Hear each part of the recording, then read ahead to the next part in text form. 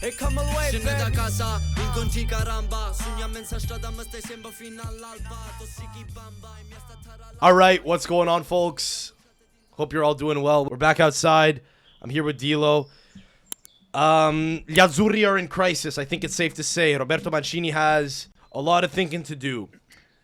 We've won 2 Nations League third place games in a row, 2 in 2 years. I guess on paper you'd think that's cool, but I think anyone who's watched the games in the last year would be in agreement with me when I say that shit needs to change. Why that is, I'd say it's because we can't beat big teams anymore. We're losing consistently to big teams. It was pointed out this week to me on Twitter by Alfredo from Azzurri TV, something which I was aware of but I'd forgotten, which is in the last year we got clapped by England, Argentina, Germany, Spain, and Austria. Austria before the World Cup a few months ago, if you guys forgot. Now again, I mean, it's a fucking friendly, who gives a shit, but we're losing games. We're losing games to good teams, and I don't know. I mean, it feels like we're relying on the same bodies that won us the Euro. People have been saying this for a while, but it really does feel now like it's like pretty abundantly clear that it has to stop, because it's been attempted multiple times to run a very similar lineup, and we're just not winning games anymore. And we have talent. We have new blood through the pipeline who are interesting, who need to kind of be phased in. And, you know, I think Mancini's kind of a victim of his own success here, right? Because this happens all the time with managers. Apparently Barzot, I didn't know this, but I think it was his name, Enzo Bearzot. I don't know. I mean, I'm showing my age here. But the guy who won the World Cup as manager in 82 apparently had a terrible run in 1986. I didn't know about that until it was pointed out to me by Alfredo the other day. I guess he's more of a historian than I am, I suppose, on the subject. But I remember, I'm old enough to remember when Marcello Lippi in 2006 won the World Cup. We were on top of the world. And then he returned in 2010 after having stepped down. He returned to coach them again in 2010 and relied on a lot of the same players, and it just didn't go well. Zambrotta, Grosso, Cannavaro were all there. Same fucking team, right? And we just had a terrible World Cup. And yeah, I mean, that was actually the first time I ever realized that the offside rule is fucking sus, because we should have tied Slovakia. Not that, in my mind, by the way, like that like the butterfly effect of that moment is us missing 2 World Cups in a row, albeit winning a Euro along the way. But Fabio Quagliarella scored a goal late on to equalize against Slovakia in 2010. We would have advanced through the group. It would have been pathetic. We would have, I think, drawn 3 games. So it would have been just enough to get us through. It was ruled offside. I thought it was incorrectly because his feet were onside. He was kind of leaning offside, which I now know is apparently the rule. I didn't know that before VAR. But now apparently if your shoulder's offside, you're offside. Fratesi scored a goal against Spain the other day. It was a beautiful goal. It was one of those non-existent offside calls. You know, the offside rule now is kind of gay. And what I mean by that is it doesn't take it up the ass. I mean, like, it's finicky. It's offside. You know, like, it's off. You know, it's offside. It has a little bit of a lisp. You know, that's what I mean. You know what I mean? No, I know exactly what you mean. And I couldn't describe it myself, thinking to myself, but the way you just described it makes... It's just sometimes I know it's not very, like, it's not a very mature way of communicating it, but like sometimes it's the only way to describe something. The offside rule is gay. It's just gay now. It's finicky and it's anal. You know, and especially if we have the fucking tech now to see where a guy's feet are, that should be the standard, I think. But whatever, you know, it goes both ways.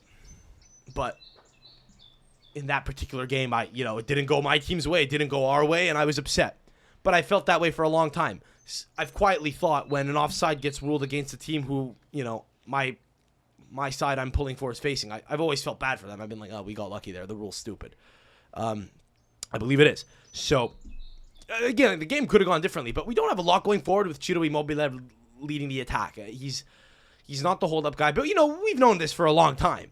People have known this for years, since before the Euro. There was shock that we won the Euro, despite the fact we didn't really have a number 9. That was, like, one of the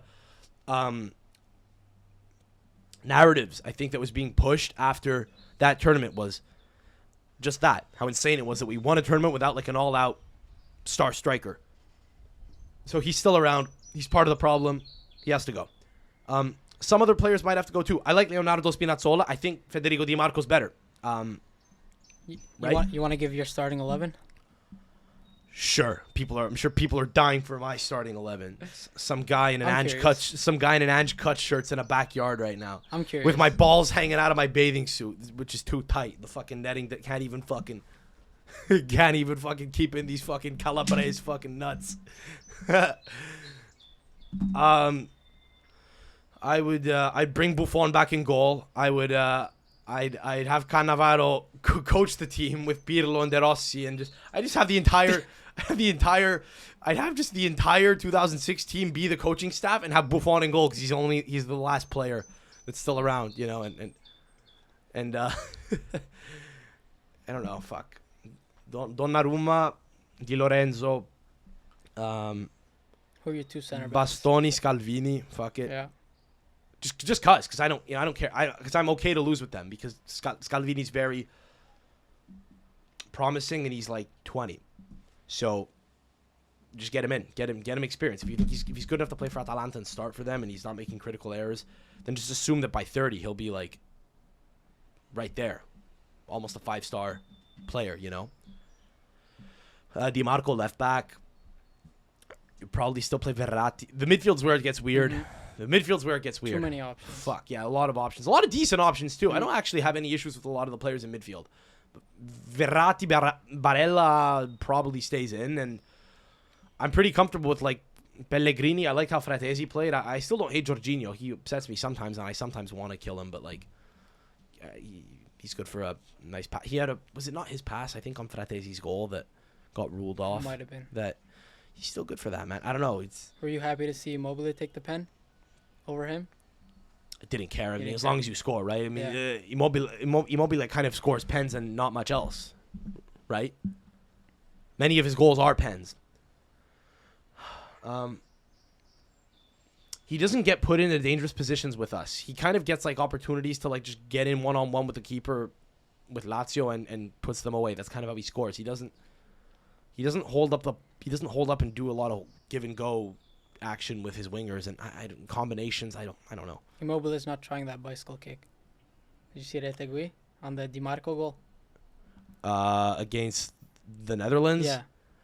Probably not. Oh, you yeah. didn't see it? No, I know what you're talking about. Okay. Yeah, he's probably not trying. Yeah. I mean, I guess I like Retegui more. I just think he has more of a nose for goal. No, I just got excited when I saw him try it. Yeah, man. I like him a lot more. And here's the thing. When you play the third place game, the coach is like, well, fuck it. Let's experiment now. And then you wind up with a more exciting side. And I think that's what happened this weekend, you know? Raspadori got to play. Chiesa played the second half, scored a goal. It was nice. It's nice to see him back.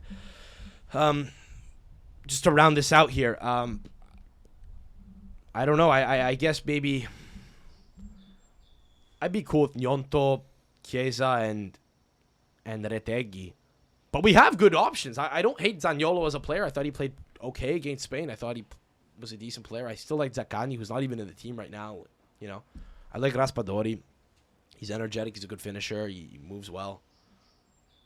So there are options. There are options there. I think you probably just get rid of some of the old guard. And at least if you lose with them, then people can stomach it. You've exhausted the old guard. It's not like he immediately tried savagely turning over the team to new blood and started losing. Because if he did that, people would have said, fuck, we had a winning team. Why didn't he stay with them? Well, he stayed with the winning team. And I think it's pretty abundantly clear now that that ship sailed. It's time to move on. We don't have problems. We just aren't, I think, picking the best side. You know, he's been loyal to his players who have won something, but you have to be able to evolve, man. If you don't innovate, you're fucked, man. In anything, a relationship and business and football, it's all it is. You have to be able to evolve. You guys remember in 2018, Dilo, do you remember in 2018 when he called up Nicolo Zaniolo? I don't know how closely you were following the Azzurri back then, but I don't remember Zaniolo getting called. Well, Like he's he's gotten capped before. Yeah. His first ever call up Was in 2018. Yeah, again, I don't know how remember that. closely you were following like the Azzurri's fucking call ups, in friendlies and shit. This is going back, to I guess when the Nations League might have been I think it might have been like the first ever Nations League campaign, 2018. I don't remember, dude. I think it was September 2018. Zaniolo was 19. And he just signed for Roma from Inter. He had never played a top-flight first-team game. He'd only played for Entella, I think, in the first tier, in the second division, if I'm not mistaken. He was like a Primavera player, kind of like Casadei. Kind of like Cesare Casadei up until like this year when he started playing first-team football for Reading. Actually, Casadei's never played first-team, first-division football either. So it's much like Casadei. You know, Mancini was like, listen, we have a lot of old dogs here. We got to get rid of them. And we're just going to try to call up new guys. And he did that. Some of them were new in that they were just new faces. Some of them were new in that they were just very young. Zaniolo was one of them. More of that, you know? More of that. More of an understanding and awareness that, okay, we need to kind of try to innovate here. And now, I'm not convinced that he's going to do that, because if he has to play England in, you know, October, and we need to qualify for the Euro, and he has to pick a team that he thinks is going to be able to win, I don't know that he's going to go with young guys. But it's kind of like you adapt or you die now. You know? It almost feels like he might resign. I don't know. But the third place game was good. I mean, we did choke. Like, we did kind of give Holland the game back. We wound up winning it 3-2. No one gives a shit about the third place game, but like it is still like a game that you're able to kind of break down in isolation, not unlike a friendly, right? If you see a team play a friendly, you can assess it, right? We saw Italy play for 90 minutes. We saw how the Azzurri played. Fucking, we can assess. Not great. You know, they choked at the end defensively, but I'm not mad at trying out Buongiorno in a new role. You know, at least you tried it. It's what you got to do. So, but yeah, I knew when Joselu came on, we were fucked, because that's a guy who used to play for Newcastle. He's like in his 30s. He's like the Spanish Francesco Caputo, and he fucking Real Madrid signing him now. What? They are. Where did that guy come from? To replace Benzema. Bro, here's the thing with Spain. They'll come up with these talented young kids through the pipeline and just foist them on us and say, look what we've been cooking. Look who we have now. Look at these fucking 18, 19-year-old kids we've got. And then they'll just pull gems out of nowhere who are like 33, like him.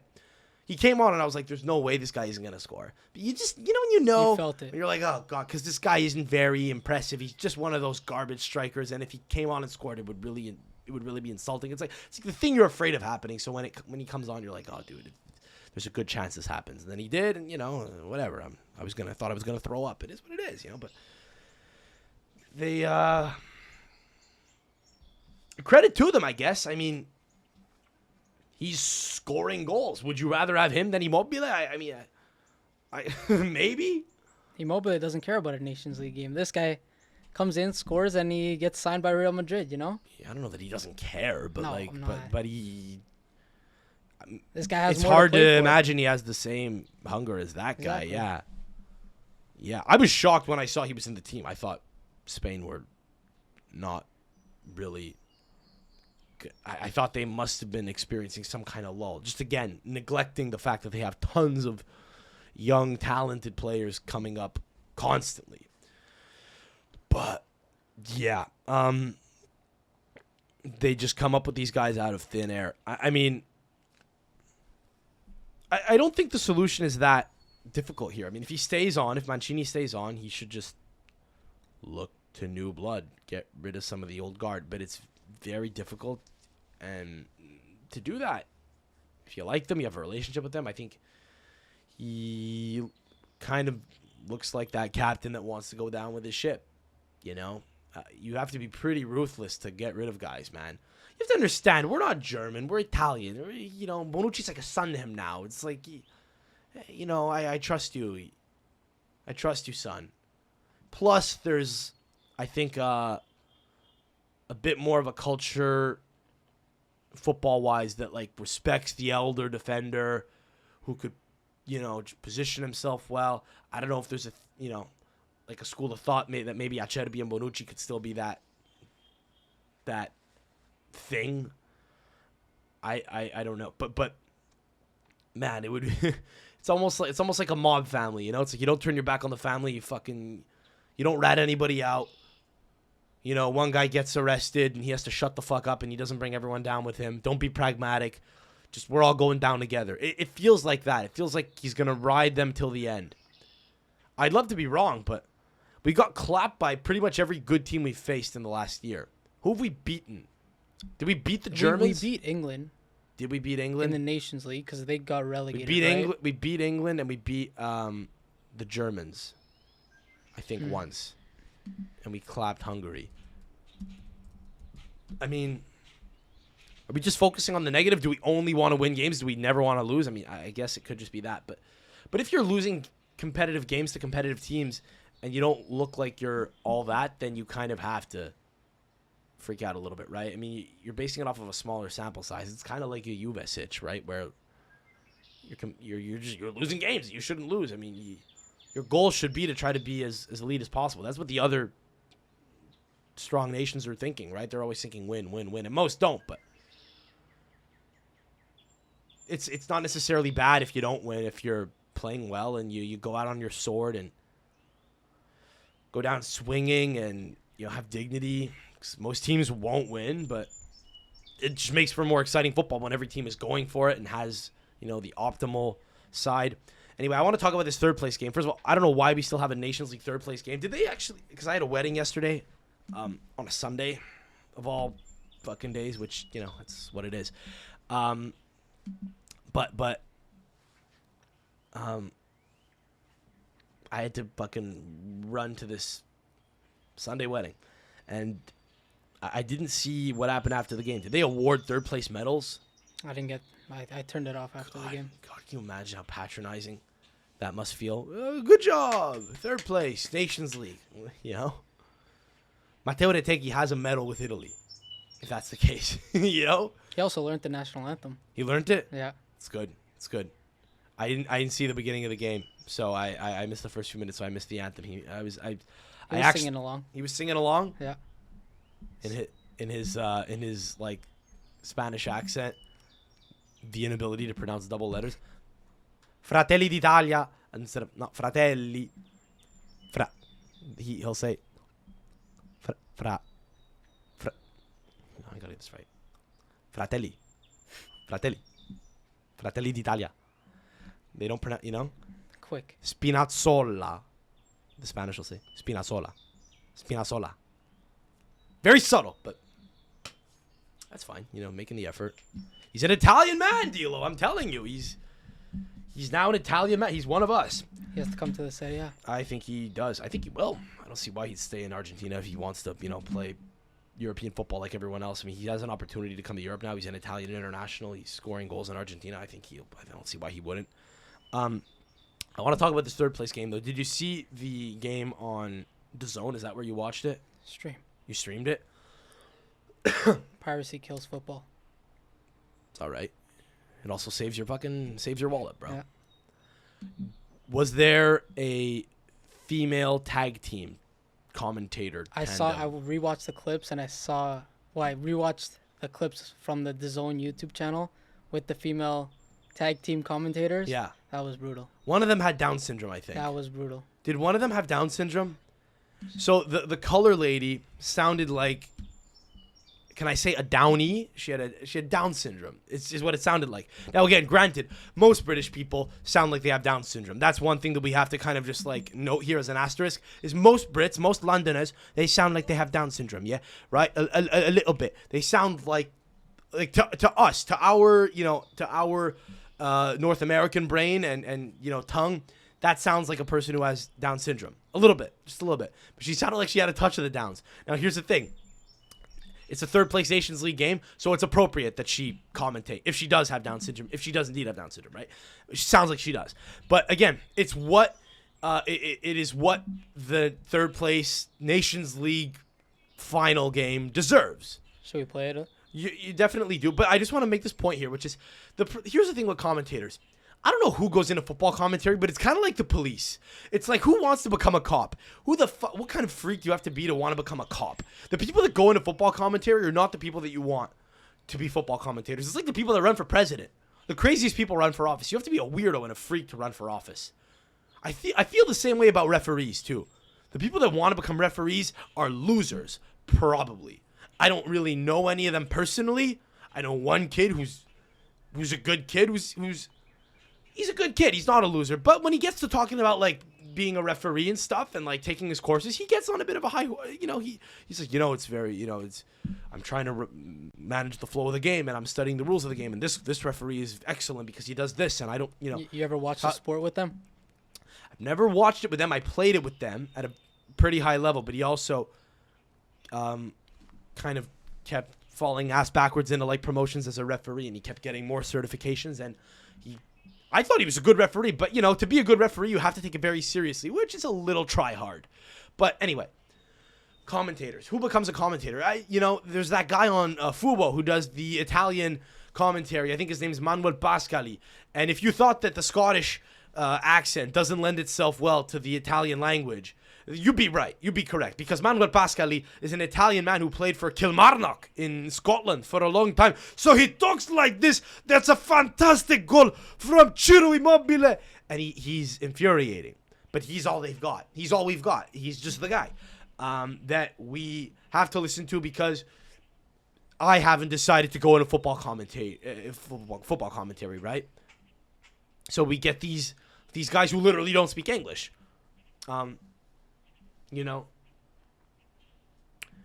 If it's the Special Olympics, I mean, it's fine, fucking, but don't laugh like it's, even if it's the Paralympics, the Paralympic Games, maybe you have people that are physically disabled, you have a mentally disabled person co-commentating, feels a little bit more on brand, but this, it's the zone football. Okay, I gotta pretend that this isn't annoying, this person who's, it's not, I mean, it's pleasant. It's a pleasant thing. It makes you happy to see people living their dreams out, but it's not as easy on the ear,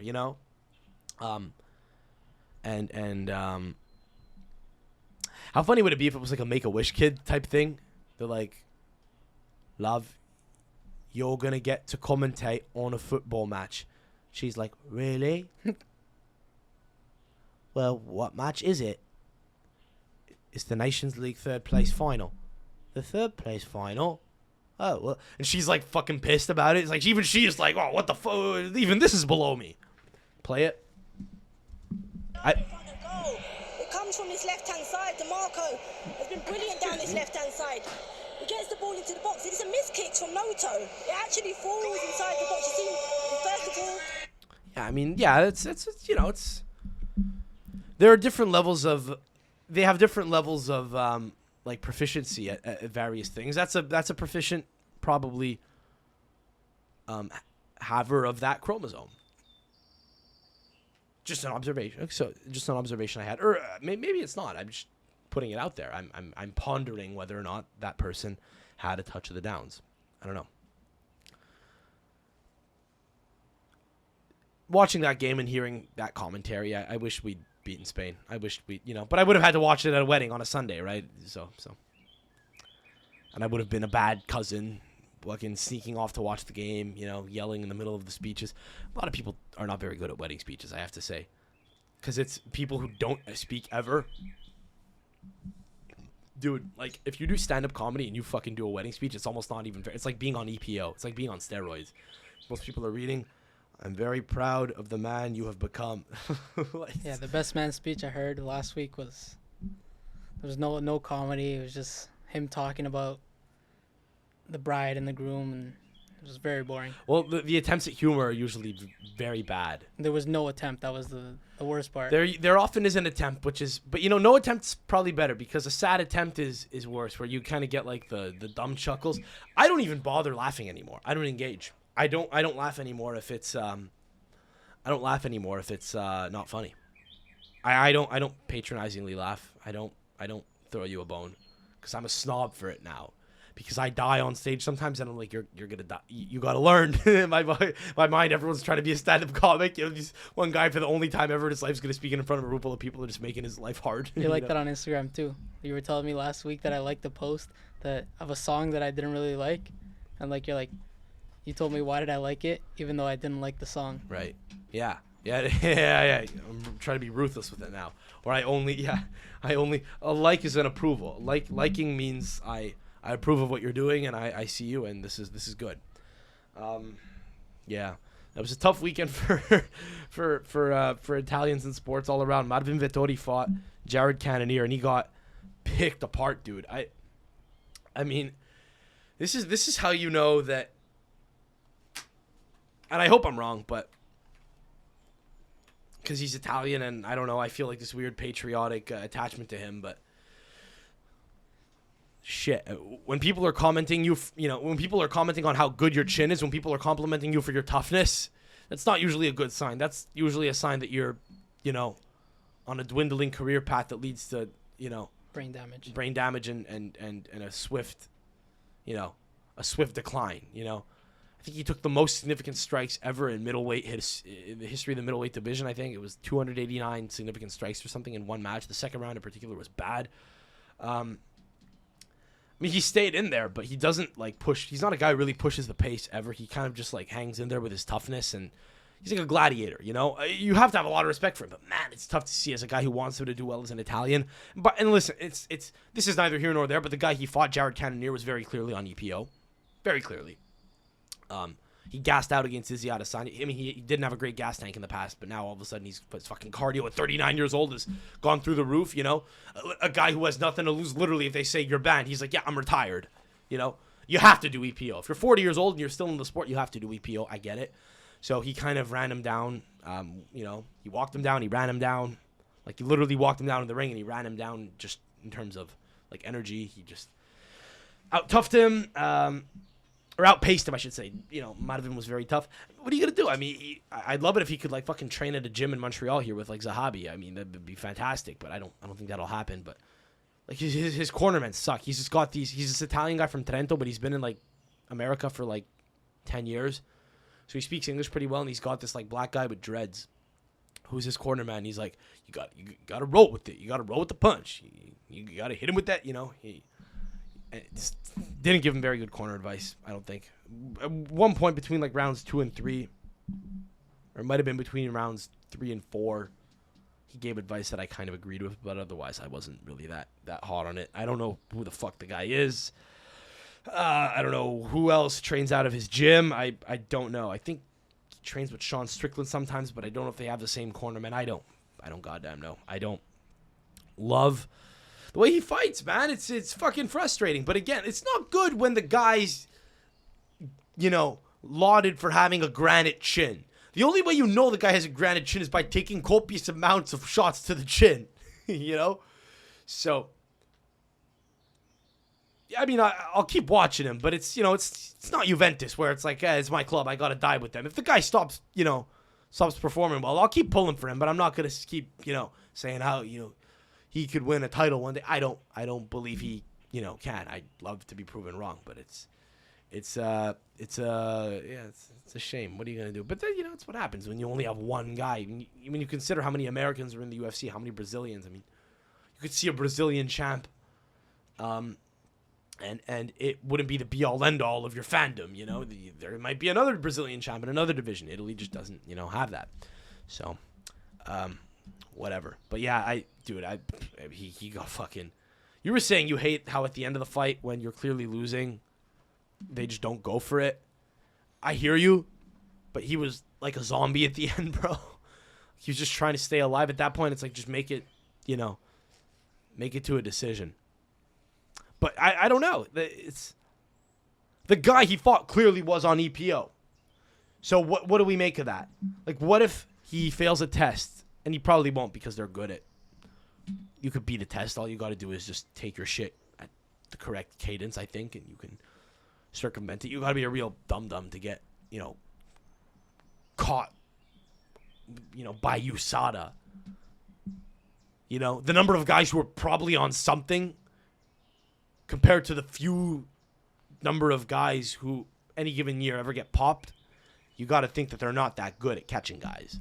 And that the guys are very good at evading it. So he won't get caught. But if he did, and you found out he was on EPO, would that change anything? I mean, sure. But the damage is still done. I mean, he still, left the arena looking like a potato.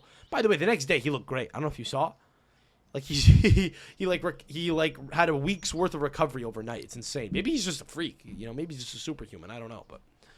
But I don't know. I don't know who he fights next. It's like he has to become a gatekeeper and he has to win 3-4 fights in a row now before he really gets another shot. Every time he you know, every time he's fought another guy who's like fought for the title, it's just not gone his way, right? I mean, the only one he's beat is Paulo Costa.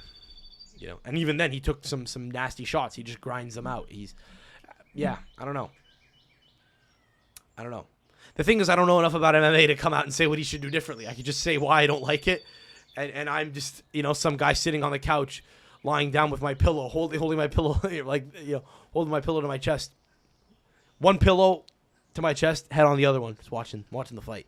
So who the fuck am I to judge, you know, this animal, right? But it's too bad. I mean, you know, it's just kind of weird because when you're the one Italian MMA star, you kind of get trotted around in like Italian media and sport media, and you go on Italian podcasts and you're like the guy. But if you keep losing at a certain point, it's kind of like, I don't know. I don't really know. I don't know if it really is a great like look. I don't know. You were saying you thought he lost his last fight. Yeah, well. So did I. From what I remember. Against Roman Dolidze. We wish him the best. Did you see that Canada's going to become the first country in the world to now issue warnings on individual cigarettes? Yeah, I seen that. You seen that? I sent you an article if you want to pull it up. This is a CBC article I pulled that I sent your way if you want to just pull up real quick. See what this is about. I saw this very briefly just in passing the other day. Cigarette warning labels are about to get even harder to ignore in Canada. Canada to become the first country to put warning labels on individual cigarettes. That's great. So why don't we put more chemicals in them? Why don't we put ink where you put your lips? Let's burn ink and smoke that too. By the way, so how do you want to make people like more aware of the risks of cigarettes, and how do you want to get people to smoke fewer cigarettes? Make them even cooler. Now there's text on them. That's awesome. Every cigarette's a fortune cookie now.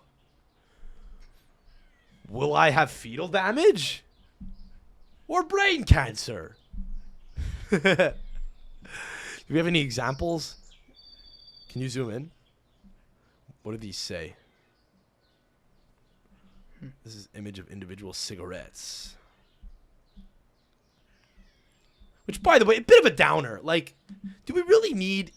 Nobody on earth smokes cigarettes and thinks, I'm helping myself out here. You don't need to see, you know, a guy hooked up to a sleep apnea machine every time you smoke a cigarette. That's what the Europeans do well, you know. They're more they're less, you know, they're... In certain ways, they're more collectivist as a society, but they're more all about individual freedoms, I think. You know, do what you want to your body. Say what you want about them. Cigarettes damage your organs. Cigarettes cause cancer. Here's what I like about them. They're very short because you can include a lot of text on a cigarette. So it's straight to the point. And it's also the first thing to burn, so it's kind of cool, too. You'll just see, you know, cigarettes cause... I like this one. Poison, ash, right? Poison in every puff. Wow. That one's kind of cool. Poison in every puff is really cool. Those should almost sell for more. If you could sell a whole... Dude, imagine if you could buy a pack and you pick the disease to be reminded of, you know? They should start making rare ones with rare text. Like Pokemon. Yeah. Yeah, like Pokemons, exactly. You know? Catch them all. Poison in every puff. Hey, it sounds like a fucking YTV, like, cartoon ad, you know? That should be... Honestly, that should be, like, the slogan for Pop-Tarts, you know? Or some of the shit that they advertise on actual kid, you know, channels. Fucking Kellogg's Frosted Flakes. Poison in every bite. Oh, what is he saying? Right. Yeah, I was going to say, all right. No, but this actually requires skill. You need, because it's got to be, it's 3 words, 3 or 4 words max on 3 lines. Cigarettes cause cancer. Poison in every puff. Cigarettes cause leukemia. All right. Cigarettes cause impotence. Cigarettes cause impotence. Well, I don't know. I heard that they increase testosterone levels, but I don't know. They could lower your testosterone levels, but if you smoke a cigarette, you're still more of a man. Right? I think Berlusconi died of leukemia. Is that what he died of? Doesn't really matter. I mean, he's dead now. You don't have to look it up. Don't correct. No, he's still alive. Correct. He's still alive? He's still alive. Did you see the video? Right, I yeah. sent you on Instagram. Yeah, you sent me a video on Instagram of him giving a speech to the Primavera, and I was like, yeah, he looks in fine form. He looks in great shape. That's the thing with him, dude. He looked in great shape till the end. He was just he was never dying, and then he was just dead, you know? Apparently, Monza's going to be sold to some Greek guy named, I forget his name. I think his name is Spiro Karpouzi. Spiro Karpouzi. Isn't Karpouzi a watermelon? Yes, it is. Very good. I'm impressed. I was looking at you to see if you knew it. I was going to let you off the hook if not, but no, yeah. Very good. It's the one word in Greek that everyone knows. You know, I was in Greece a year and a half ago with Paula. We were on a boat in Santorini, and the sailor who was taking us on this excursion is on the water all the time. And he was telling us that there was like an island across from Santorini that's like devoid of any human population and civilization except for one guy who years ago, heartbroken, it's actually a very sad story. I think he was fucking a married woman and they were in love, and that woman's husband was terminally ill, so she was just waiting out the clock to see when the guy would die, and he was supposed to croak any day now. Doctors were saying he had like a couple months to live. This was like back in the 80s or whatever. Well, it cut to 2021 when we were there. The fucking guy's still alive. So, you know, on a diet of like fish and Karpouzi, whatever, right? He miraculously turned around his health. So she was never able to marry the guy, and you know her lover was heartbroken and went off to live on this island where he fishes by himself, and I think he has a dog there, and it's kind of sad. But he lives off the grid, and he has like a walkie-talkie or something, or like a very basic cell phone. And since this sailor who was taking us on this excursion is always on the water, he's been able to go over to the island and see him multiple times, and he's gotten to know him. I think his name was Nico or something. It wasn't, but let's call it Nico. And he was saying, yes, Nico's my friend. Yes, you know, what? You look, I will call him right now. He was telling us a story about him, right? So he gets on the phone, and he's like, Kalimera para Olympiacos, para Karpouzi. You know, so I understand nothing, but I just keep hearing him say Karpouzi. And we're like, watermelon. He goes, yeah, you speak Greek. And we're like, no, but we know Karpouzi. And I didn't bother explaining why. I don't think he knew what a vulva was referred to as, you know, in English slang. But he was like, yeah, I give him fruit. He has fish, so I go to the market, I bring him fruit, and he loves Karpouzi. I think he said, literally said he loves Karpouzi. So some Greek guy's going to buy Monza. So Monza's going down next year, right? I mean, that's it. It's over. It's the same guy who owns Olympiacos and Nottingham Forest. I think he's a weird Greek superstitious guy who believes that the Mati, the evil eye, will be kept away if he buys teams whose colors are red and white. So, I mean, Berlusconi's dead, so they're probably going down. That's what I didn't realize, is the whole thing was a Berlusconi project. You know, it's very rare, too, that the owner of a club will die. And when an owner of a club does die, you realize, oh, shit, like, now what happens to the club? I mean, it's just, like, a part of his estate. I mean, naturally, it has to probably get sold off, right, if the kids don't want it. So it was kind of, just to show you, like, Galliani was involved in that. Berlusconi has children. His daughter Barbara was involved in football in some capacity. None of them seem to have been the guy spearheading it. It was just a Berlusconi project. I want to run this. And when he died, apparently the entire thing became futile, pointless, no reason for it to exist anymore. Let's just sell it. Isn't that nuts? It's almost more impressive that he was the guy kind of really running that show. But yeah, I saw a thread on Twitter that I like it. If you could pull up, please. I haven't read this. I just saw the hook and was like, this looks interesting. I might get bored of this. But I might not. I don't know. It's a thread about Diego Maradona's time as a manager. So he of course coached, not with a lot of success, but with a lot of, with a lot of drama, much like his time as a player. A lot of drama, as you'd expect. Now, this is from, if you scroll up here, this is from the Upshot, so you've probably seen them on Twitter before. They, like, post these, like, cool threads. So, we're gonna look over this thread right here. So, right. When you unleash the chaos, Jesus Christ, hang on. Let's turn this brightness up. When you unleash the pure chaos of Diego Maradona in the dugout, it's going to be a wild ride. As a manager, Diego ran over reporters, abused everyone around him, and snuck in a sly bit of nose powder in the dugout, too. I like the way these are written. Okay, meet Diego the manager. I was unaware of the fact that he had been managing for as long as he did, by the way. I mean, I know he took a bit of a break, I think, for part of the 2010s. But I thought his first job was like the Argentina manager in 2010 at the World Cup. I didn't realize he started managing like so soon after he ended his career. Diego's stormy second act begins when he fails a drug test at the 1994 World Cup. He takes the reins at Deportivo Mandillo, but lasts just 12 games and 1 win before his huge salary bankrupts the club. So here's what I love about this. That's a Sigma play right there, where the club come in and they're like, listen, Diego, we're paying you so much money. We can't really afford to operate anymore. We can either, you know, let you go. You could take a smaller salary and continue to work, or we can continue to pay this, but you will have no job anymore. And he said, no, see out the contract. You go down. I don't care. But this is a god. This guy's a god, by the way. This is like some, like, prophet. He's a all benevolent deity. But he's like, nah, fuck it, go bankrupt. I don't care. Now, maybe they didn't tell him. Maybe they hid the financial troubles from him. But, you know, when he found out the news that they were bankrupt, maybe say, hey, I'll take a pay cut, you know? But no, Sigma Diego did not. He said, nah, go down and die. Do they exist anymore? Deportivo Mandillo. Because bankruptcy could mean the end of a club, but it could also just mean new owner. They're still around. Okay, we're on the Wikipedia page right now, and it says Deportivo Mandillo is an Argentine club, not was. So present tense, they still exist. Great. After race, so he takes over at Racing Club.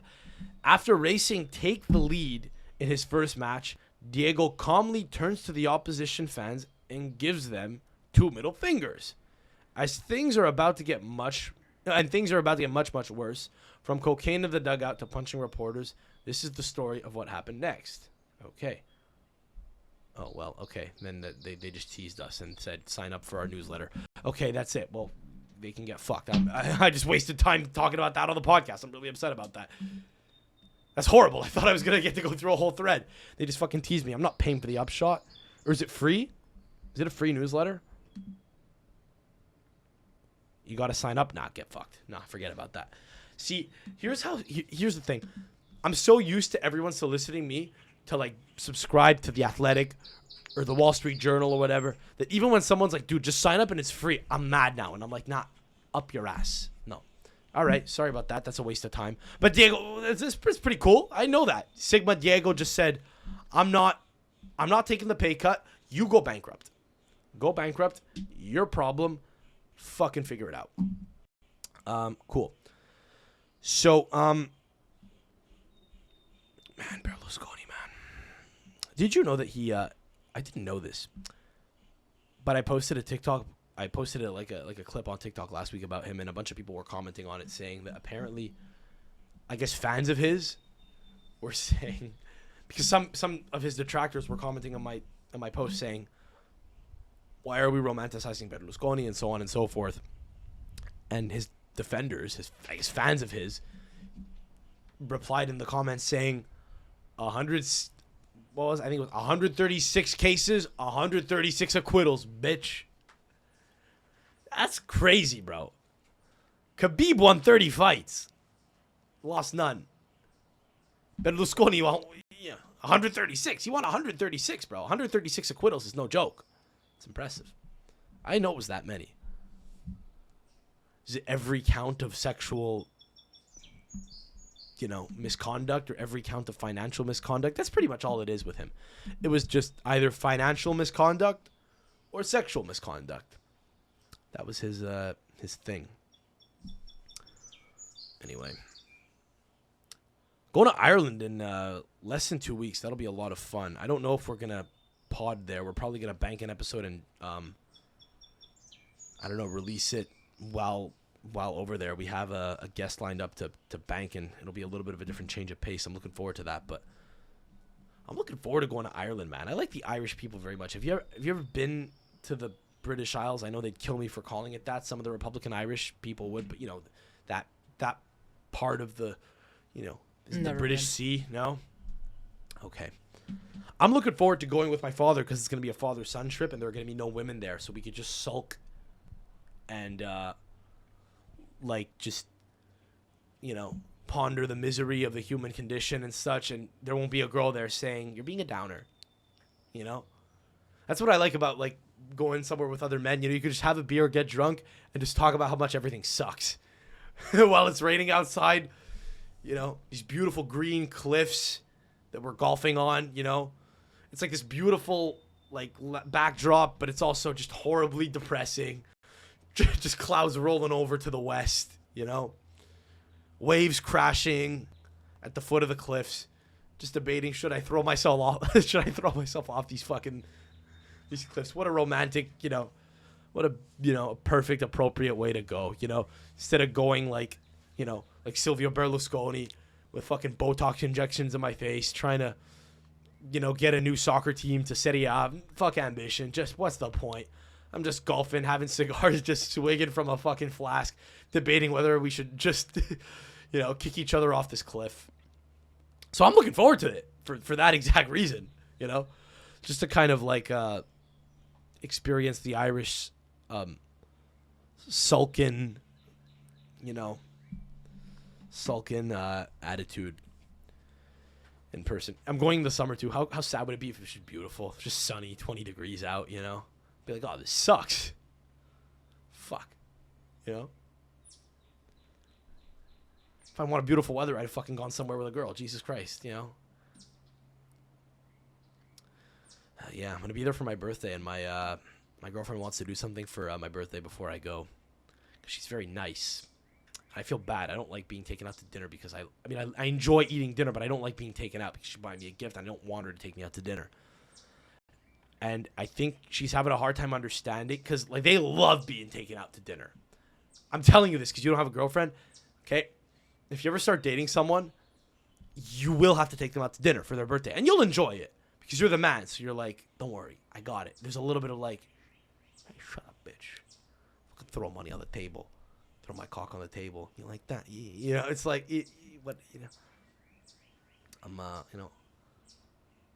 I'm commanding. Don't worry, waiter, come over here. Get this lovely lady a drink, Whereas if someone's, imagine if your girlfriend's saying, "Can you get this? My boyfriend would like a drink." Like, what?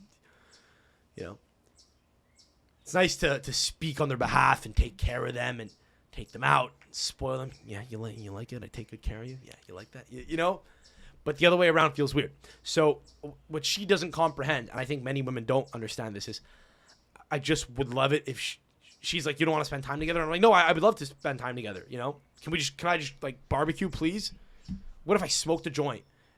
Because she doesn't like when I smoke weed. I don't do it much, but like she finds I'm annoying because I'm annoying generally. But I'm giggly and goofy, so I'm more annoying, right? Because I bust her balls all the time because that's what I do as a boyfriend, right? You kind of always have to bust balls, so I bust balls in a more like slow and annoying way. Like, can you let me smoke a joint and have a tomahawk steak and sip red wine with me and like just sleep over so I don't have to drive you home? That would make me very happy, They just don't get it, right? Like, can we watch a movie? Can we watch The Shawshank Redemption? Can we watch The Banshees of Inisherin? This movie about like two Irish friends on like a desolate island off the west coast of Ireland, just debating whether it's whether you need to leave a mark on the world or not. Like, that's what The Banshees of Inisherin is. It's just it's a totally cerebral movie. I would love nothing more than to do that, instead of going out to a nice place, because I feel guilty, Dude, you know what I'd love to do for my birthday? Honestly, like, my ideal birthday is have like 4 or 5 of my guy friends over, have my girlfriend over too. None of their girlfriends, just my girlfriend, so she could watch this. So she's there. We spend most of the day together, but at one point I go, okay, babe, the guys are coming over. They come over. Then we clear out the gym in the basement, and then we wrestle and do jujitsu on the mats and try to submit each other. We all have white belts. None of us are jujitsu like practitioners. We have steaks ready, right? We throw them on the grill and we're done, right? We just fucking go downstairs, and we just wrestle and see who could submit who.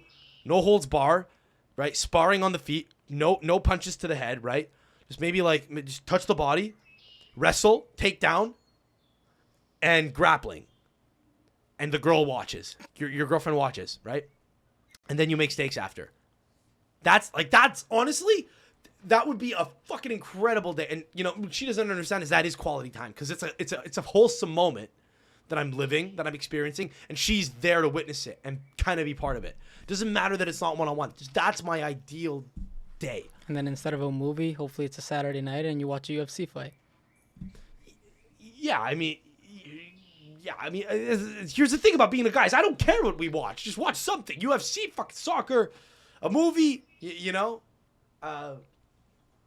fucking porn, you know, like who cares? It's something, just something to stimulate my brain, to take me out of my own mind, you know?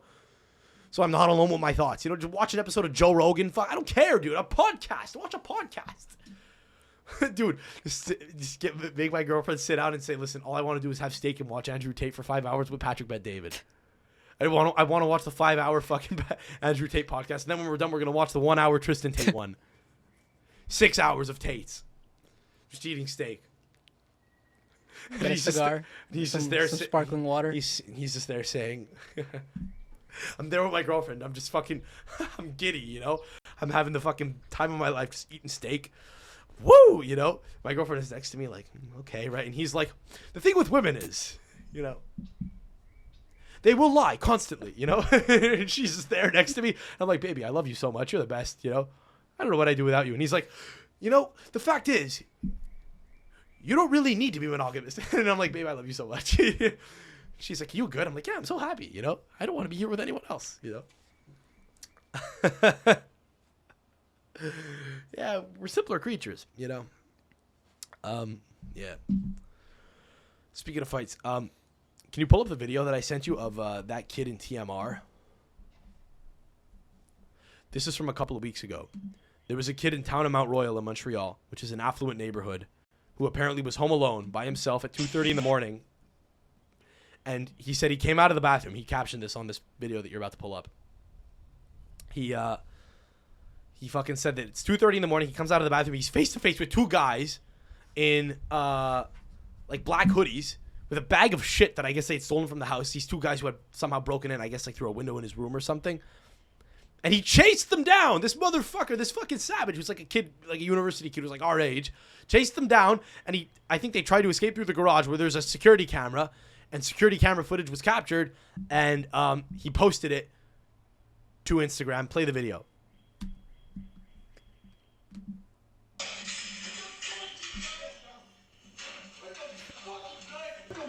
He's taking them on 2-on-1. Gonna describe it for the people listening at home. One guy takes a thing from the garage, tries to hit him with it. He's still going, dude. They try to run away. Look at this. He chases them down. Put the mic to them.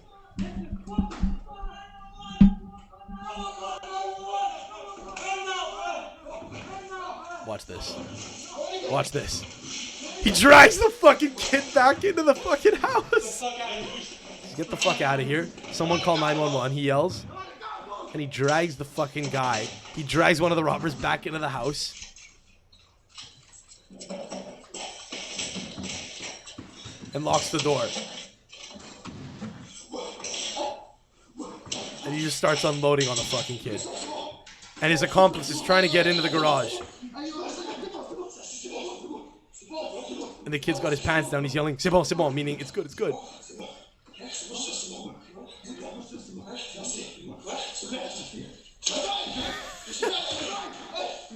All right, stop the video. So this kid takes him on. 2-on-1, bro. 2-on-1. And he fights him off. He winds up getting caught in a guillotine at the end, and then the video cuts off. So the kid, I mean, listen, I don't know. He excluded that from the caption. The kid probably choked him out, and then the guy, it seems, got away. So these two Arab guys from Lackady Boulevard fucking jump over into the affluent area of TMR, rob the guy. I could tell their Arab is their accent, right? No. C'est bon. He has one of them begging for mercy after he's fucking dragged him back in, locked the door. Dude, I'm so fucking jealous of this guy. Do you understand? I will post my address right now at the top of this video if I have to. We have a side garage door. Come in through it. Try me, bro. I will fucking lock all of my possessions into the safe. I'll tell you where the safe is. Go have fun. I'll set up a Ring camera. We don't have a Ring camera in my house. This is one of those stories, dude, that you tell people happened that nobody believes, but there's video evidence of it having happened. Do you have any idea how crazy that is? Do you have any idea how lucky this motherfucker is? And they just got away with a Gucci purse. Oh, fucking big deal. My sister's Gucci purse was taken. Bitch. Good. She doesn't need a Gucci purse. Honestly, it's a blessing. They fucking took your sister's Gucci purse. She realized that there's fucking pieces of shit in the world that's stupid to own designer items, and your fucking brother can now get probably any action. Dude, imagine if you DM a girl now, and this is in your fucking reels. It's got 100,000 views. It's been shared 5,000 times, only within the pretty much within the Montreal area. I mean, you're going on the date, right? You're going on the date. You're not saying no. It's insane because, any woman's thinking this guy could protect me. 2-on-1. Dude, I'm so fucking jealous of this guy. You don't even fucking understand. I wish this would happen to me. I wish someone would do this to me. You guys, you got away with very little? Yeah? Got away with anything? Fucking come to my house. Come to my house, dude. We got tons of nice shit. I've bought tons of designer stuff. It's really stupid. I'm not proud of it. But I bought designer stuff over the years. It's in my bedroom. Come up. First door on the right. I'll be waiting in the garage to let you out. Dude, I'm so fucking jealous that this kid got to do this. Do you have any idea how badass it is now, man? That he's got video footage of this. Not just a story. It happened on video. It's insane to me. He should have cut it at the end. His mistake is he's actually trying to find the guys. So he cut the video at the end when he was in the guillotine choke. Because one of the robbers had been disrobed or whatever. I don't know. His burqa had been pulled off. And you could see his face, and he zoomed in on the face. That's a mistake. You're not gonna catch the fucking guy. You send that to the cops. You're not gonna send that to the fucking. Don't send that to the masses. It's not worth it. For a Gucci purse, one purse, it's over. You're not getting your shit back. Fuck bringing them into justice. They're not going back to the house, dude. You take the dub and you cut it before the end. That's the only difference I would have. That's the one thing I would have done. But I'm really jealous of this motherfucker, bro. 2-on-1, bro. And it's perfect too, because the two guys who fucking broke in were like complete mush muppets. Did you see them fucking throwing muffins at him, dude? Some guys are like, bro, I'm crazy. I don't know jujitsu, but I'm fucking crazy, bro. This kid's crazy, He's that guy, Defending his own house, bro, alone. His parents' house, just defending the fucking fort. You need a dog, bro. You need a pit bull, man. It's almost cooler if you're sicking a dog on one of them while you fucking go at the other guy. Anyway.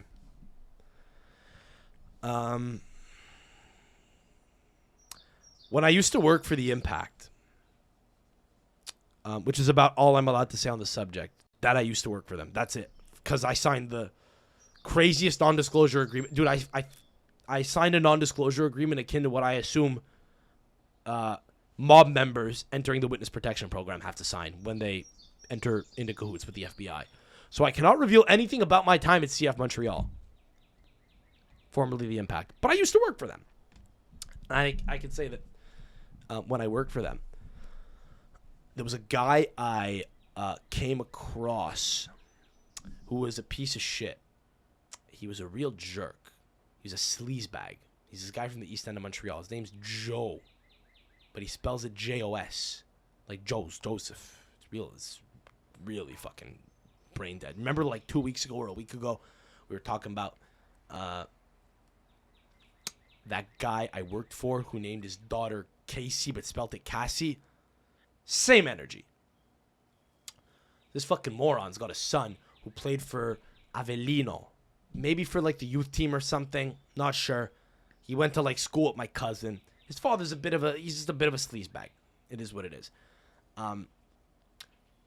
You ever hear of like these like scouting camps that kids pay astronomical fees to take part in, that apparently have scouts, right, present? He's kind of like cut from that cloth. He's from that world. There's this one guy I think who's like an ex-player who's like an Australian Italian guy who runs this international school of soccer in Italy, and I think they hold trials around the world where kids pay crazy fees to take part in it. I actually know a kid with very, from a very affluent background who paid a fee and wound up getting in. He's a good player. I don't know if his father fucking paid to get him into the academy, but he wound up getting in. He's a pro player now, at lower levels. Anyway, so this guy is a Montreal fellow, the guy who I kind of interacted with a little bit during my time at CF Montreal. And what he does is he latches onto the Australian-Italian guy's business. The Australian-Italian guy is an agent. And he will come across, like, players and ex-players, I don't know, whatever, just, like, in random locations at, like, fucking conferences, whatever. Florentino Perez will be there. Or Zinedine Zidane will be there. So the Australian-Italian guy will take a picture. And then this Italian scumbag named Joe will latch on and say, head of Genova International School of Soccer, Maurice Pagnello, with president of Real Madrid, Florentino Perez. We're always networking with the best in the business, or something like that, right? Shit like that, right? Just a total piece of shit. You're 16, 17 years old. You're Algerian. You're from fucking... You're from the fucking east end of Montreal, and you see shit like that, and you're like, oh, wesh, I'm gonna fucking, shit, c'est Zidane, Zidane, bro. Fuck, okay, I'm gonna go on trial. I'll pay what it costs. And then, you get kicked to the curb. It's one of those. So, anyway. So the guy reached out to me a number of times when I was at CF Montreal because he knew I worked for them, and he was, like, trying to get in contact with, like, the sporting director and stuff. I was not working on the technical side. I was in the front office, right? So... I do not work on the technical side at all, but I know who they are, and the guy was trying to, like, get meetings with them for really stupid reasons, and I didn't give it to him, because can you imagine, dude, if the fucking sporting director gets a call, yeah, the kid who works in the front office gave me your number, right? So I just gave a name and said, yeah, good luck, and it was really funny, too, because the guy would, like, send me emails saying he couldn't write, he was clearly illiterate, but he would write to me, and he would say, thank you, Samuel. We will be looking to reach out to Vasily, sporting director of CF Montreal Impact, for collaboration. It was like really stupid. It was like, dude, what the fuck do you want? Like, you want to just call this motherfucker and harass him? Like, Anyway, one of those. I mean, you encounter this sort of scumbag in all levels of football. In France, in the 4th division, you have a bunch of kids who have like some random fucking guy from the Congo who's like, who's taking them for a spin. It's just a thing that happens in football at lower levels. But I actually have him on Facebook. That's my point. And I saw the other day he posted an advert that he's looking for. If you want to pull this up here, sorry, you have it, not me. He's got an opportunity in the Romanian 2nd division, the 3rd division, Romanian 3rd division. It's called Liga 3. They're looking for 1 central defender, 2 strikers, 3 midfielders, and 4 wingers. A salary of 600 to 800 euro per month. By the way, that's not getting paid. Meaning, like, that's so 600 to 800 euro a month means that maybe you're getting 600 euro. If they say 600 to 800, you're lucky if you get the lower end of that range, and it's 600 on the nose. What that means is that's what they're supposed to pay you. That's what's in your contract. Of course, they inevitably encounter financial difficulties, and they will miss payments because it's fucking the Romanian 3rd division, right? But in theory, right, they will pay for your food and accommodation. They're supposed to give you a little bit of cash, right? So you can go fucking squander it on a car or whatever the fuck, right? Or, Romanian hookers, whatever the fuck you want, whatever, right? Like, it's neither here nor there. That's the point. To be fair, 600 euro probably gets you a whole lot in Romania. Like just in terms of, like sex workers and stuff. That's what I'm referring to specifically. You looked a little confused there. Anyway, he continues. You need a European passport, which I have. And he said the club is aggressively seeking to move up to the 2nd division, to Division 2. Kindly email us. Well, I have his number, so I'm going to call him. Because I like side quests. Dilo. I like side quests. I once, as you're aware, decided that my side quest for the summer, 2 years ago, was to become a goalkeeper. And I did. And I played a whole season as a goalkeeper at a relatively competitive level. Then last year proceeded to move up a level to the AAA level, which is the highest level of amateur soccer in Quebec, which sucks, by the way. Garbage. But I played goalkeeper. That's gross. I played goalkeeper. Now I don't play goalkeeper anymore, ever. Like, people are like, Sam, like, we need a goalie. I'm like, oh, I'm not a goalie. You're like, no, we saw you. You played in goal. You're pretty good hands. I'm like, no, I'm too short. Like, what are you talking about? They never really fight me on that. They're like, well, that's true. You got a point there. You are short. But, you're kind of like just barely like the minimum height. You're like 5'10", There was that Korean goalie that one year at the World Cup was like, I thought 5'11". I looked it up. He was actually like 6'2". So I went into it thinking I could do it because I'm just an inch shorter than that other guy. But that other guy was actually several inches taller than me. I don't know. I think Casillas might have been 6 foot, which means 5'11", because if he's listed as 6 foot, right? So that's what I'm thinking. I'm like, well, I got long arms. I got the ape index. I was a goalie. People think of me as a goalie now. They're like, dude, why are you not playing in goal anymore? I'm like, I don't want to. I'm not a goalie. I was never a goalie. Like, bro, we saw you playing in goal. So that was a successful side quest. Like I was fucking say that 10 times fast. That was a successful side quest. But we're gonna try to go about another side quest here. Is this considered professional football? Maybe semi-pro? I'm now aggressively seeking to become a pro footballer. That's the side quest. And we're gonna reach out to this piece of shit and see if he might be willing to entertain the prospect of having me play. I played a Division 6 game yesterday. Lac St. Louis. So when I was playing senior AAA last year, that was like the 4th tier in the Canadian football pyramid. 4th level. Now I'm in the 11th tier of the Canadian football pyramid. But and I cramp up every game now. I don't know what's happening. I'm freaking out, but I've played 3 games this year and I've cramped up twice, like at the end of the game. So I don't know, but I'll omit those details if he doesn't ask. If he doesn't ask explicitly, how are your calves? I will not bring up the fact that I cramp up all the time now. So I'm gonna call him. I think I have his number here. This is, by the way, this all goes down the toilet if he doesn't answer and doesn't pick up, but you never know. The customer you are calling is unavailable at the moment. Please try again later.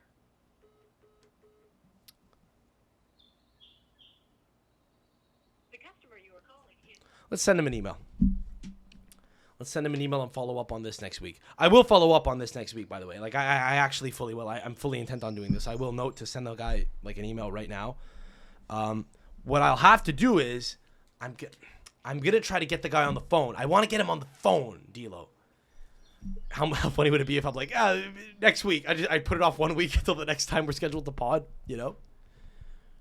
Fuck, I don't know how I'd do this. Maybe I'll have to, I'll have to figure it out. Maybe I'll just have to read his email to me. I don't know, but okay. So anyway, I'm just announcing that I'm pursuing this side quest now.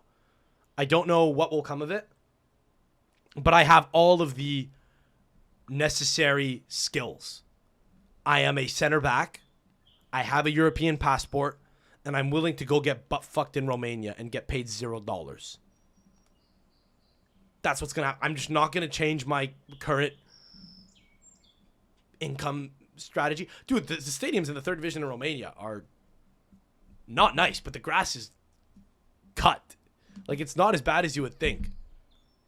It's not as bad as you would think. Like that ass. Like, they actually only play on grass. But like every you think Ireland is sad, dude. Romania, bro, the fucking, like, the muddy fields in Romania do not look like happy places. But here's my thinking. Like, Andrea Compagno played for Serie D side. Fuck, I don't even remember the name. He played for some random Serie D or Eccellenza side. I think he played in Serie D in Sicily. I then think he went down to Eccellenza, which is the 5th tier in Italy. He then went to the San Marinese League, where he played for Trefiori, one of the biggest teams in San Marino, which is a country of like 40,000 people. It's a town, basically, right? In Emilia-Romagna. And they have a professional league. They might have 2 divisions of football, by the way, in San Marino, which is nuts. And from there, he went to go play in Romania, and he's like the best footballer in Romania right now. So again, my thinking is like the best footballers in Romania probably leave Romania. Some stick around and play in the 1st tier, but this is so far off from that like it probably isn't that big of a gap from the level that I've played before. So I'm gonna try to reach out, and we're gonna see what comes of this. Yeah. We will see what happens. My thinking is I'm going to go over, and if I actually do end up getting a trial, I'm just going to come back owning the team. They're just going to turn over the papers to me, They're going to say, you're willing to take all this, like, we'll sign it over to you. You can pay us nothing. It's going to belong to you, Then I'm legally liable to fucking pay the players, and fucking Sorry, fucking complications. Do you see how bereft the stadium is of any person in it? I mean, what money do you think we have? Well, I don't know. It's not really my problem. I have a contract. Wait till next month. Till next month, son. Till next month. Your food is paid for. Just shoveling fucking gruel, bro. Fucking Romanian gruel. and then, you know, so all this ultimately so that the Romanian fucking police authorities could come after me just like Tate. And I could say, dude, I get you. It's a witch hunt. And he'll be like, what did you do? I'll be like, oh, I didn't fulfill any of my contractual obligations to a bunch of young men. He'll be like, dude, that's horrible. I just raped women, you know? I didn't even do it, you know? You're a real piece of shit, you know? I just came out and said that the vaccine's gonna cause autism. That's all I did. Fucking, what's wrong with you, you know? You're actually out here, like, doing horrible shit. Okay, listeners, get at me at I'm Sam Adamo, anywhere, and subscribe to the channel. Thank you for listening. We'll see you next week. I'm going to play pro football in Romania. That's the goal. Worst case, I'll grow out a beard and grow out my hair in a jail cell, you know, for like 3 months and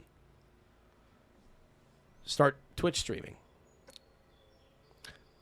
Goodbye.